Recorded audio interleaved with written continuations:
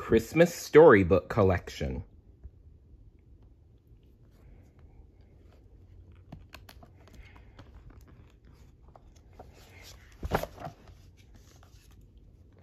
Robin Hood, Christmas for Everyone.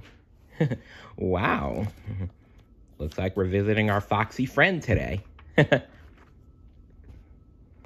On Christmas Eve, a brave fox named Robin Hood and his bear friend, Little John, were celebrating in Sherwood Forest. They had roasted a goose and some chestnuts over an open fire. "A true feast," said Friar Tuck, a badger, when he saw the goose. He knelt beside the fire to warm his hands. "We did our best," said Little John. "It wasn't easy to get a bird on Christmas Eve, but good old Rob knows where to find things," he chuckled. Robin Hood laughed. "Ha ha ha, Johnny, you give me too much credit. The goose was a Christmas gift from the Sheriff of Nottingham. He won't miss one little bird. You should see the spread he's got over there." "I'm sure," said Friar Tuck, "he won't notice a missing goose. He won't notice a missing goose when he's already got a chicken and a turkey on his holiday table." Friar Tuck shook his head. "Doesn't seem right. That old sheriff gets more greedy by the day, by the hour." Friar Tuck is right. Robin Hood thought about what Friar Tuck had said. When they sat down to dinner with Toby Turtle and Alan a Dale, the rooster, Robin noticed everyone looked a little down. This isn't a cheerful Christmas feast," Little John noted. "Something's not right," said Toby Turtle. Robin Hood nodded. He knew Toby was right, but he couldn't figure out what the problem was either. "The goose tastes great," Toby said. "It's just that—" "Would you like some Christmas music to lighten the mood?" Alan a Dale asked as he picked up his guitar. "I know what it is, Robin," Little John said. He looked sad. "We took the day off to get ready for Christmas. The only thing we stole was—" "The goose!" Robin Hood cried.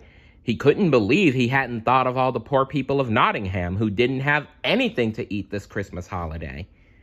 "Oh yeah, that is pretty sad." "The poor people of Nottingham don't have anything to eat?" Friar Tuck asked. He felt terrible. All day he'd gone around to the poorest families handing out small purses full of coins gathered from the collection plate. He hadn't thought to bring a Christmas feast to anyone.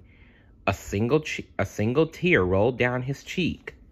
"A Christmas feast is an important part of the holiday," said Robin, "and I think I know where we can find one at this late hour." Little John smiled. "Who deserves a feast the least?" he crowed. "A feast the least," he crowed. He knew exactly what Robin was thinking. The sheriff of Nottingham," Toby said. The friends set off through the forest on their sleigh. They were on their way to the sheriff's house. They knew he would have plenty of food to spare. When they reached the sheriff's home, they peered through the frosted window. Robin gasped at the sight before them. A Yule log blazed on the hearth. The tree twinkled with candles, and gifts were everywhere. Steam rose from the large dining table. Yep, old Bushel Britches, the Honorable Sheriff of Nottingham.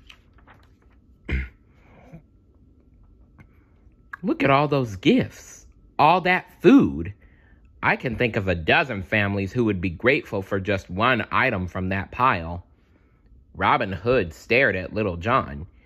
"I'll go to the front door and distract the sheriff.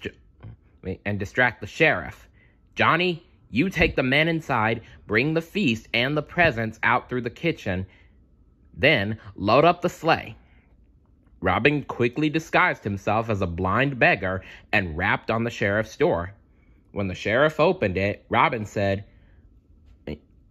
"Alms for a poor blind man on this wintry eve?" "Oh, you beggars!" the sheriff said. "Can't you give it a rest? It's Christmas Eve, and I'm trying to eat here." "Oh, you beggars," the sheriff said. "Can't you give it a rest? It's Christmas Eve, and I'm trying to eat my dinner in peace." The sheriff went to close the door, but Robin held it open. "All the more reason to spare something, kind sir," Robin said. "Now wait just a minute there," the sheriff said. "Haven't I seen that outfit before?" Robin Hood shook his head. The sheriff lunged forward to grab the beggar. Robin ducked, but the sheriff caught his arm. He lifted the hat on the beggar's head and saw the smiling face of Robin Hood. Uh-oh. I hope Robin gets away. "I knew it," the sheriff said as he looked at Robin. "You can't fool the good sheriff of Nottingham." Robin smiled. He had tricked the sheriff plenty of times before. He wriggled free of the sheriff's grip and ran off. The sheriff chased him into Sherwood Forest. Robin laughed as he ran. He was so quick that the sheriff could hardly keep up. When Robin had put enough distance between himself and the sheriff, he climbed high into a tree. He carefully creeped out onto a thick branch to watch for the sheriff. He knew the evil man wouldn't give up easily. Robin heard footsteps crunching through the snow.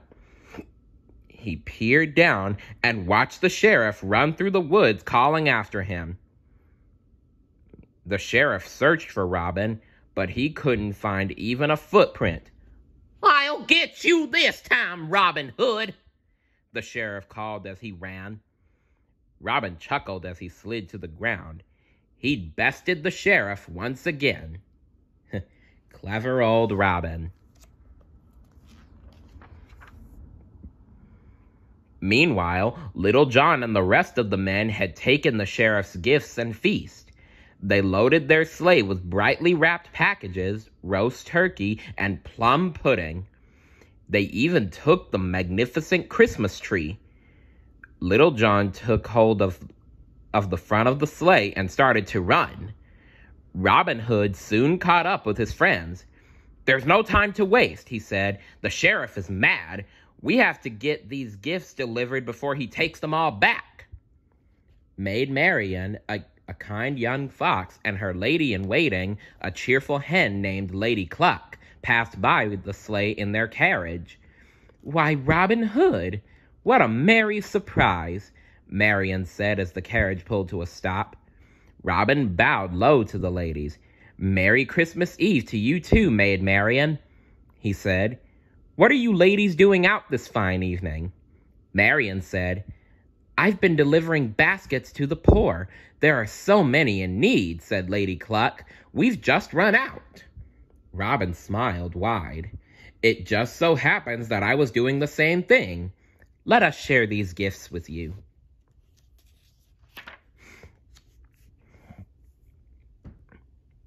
The sheriff's Christmas trimmings were safely tucked into the carriage. "See you back in Sherwood Forest," Robin called as Little John pulled the sleigh off into the woods. He stayed to hand out the food and gifts with Maid Marian. When they finished, they headed for Sherwood Forest to join Little John and the others. Robin Hood couldn't help but feel that this had been a perfect Christmas. He'd given plenty of food and good cheer to the people of Nottingham, and he had the best gift of all, spending the holiday with Maid Marian. The end. Remember, when you think of giving at the holidays, don't just think of your friends and family. You should also think of those who are less fortunate than you. Because who knows, they might need something for Christmas. See you later. Bye.